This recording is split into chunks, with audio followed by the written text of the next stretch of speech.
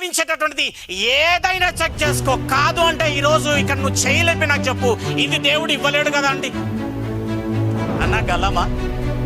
ఏదైనా విషయమును అనగలమా? ఇది పలానాది దేవుడు ఇవ్వలేడు కదండి. హల్లెలూయా.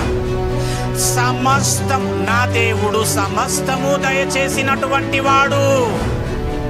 నీవు ఒంటరిగా ఉన్నప్పుడు, ఎటుతోచినటువంటి పరిస్థితిలో స్థితిగతుల్లో ఉన్నప్పుడు నీకు ఆలోచన చెప్పినటువంటి వాడు, నిన్ను ఆదరించినటువంటి వాడు, చేరదీసినటువంటి వాడు, ఓదార్చినటువంటి వాడు, ప్రతి అవసరత అక్కర తీర్చినటువంటి వాడు నా దేవుడు.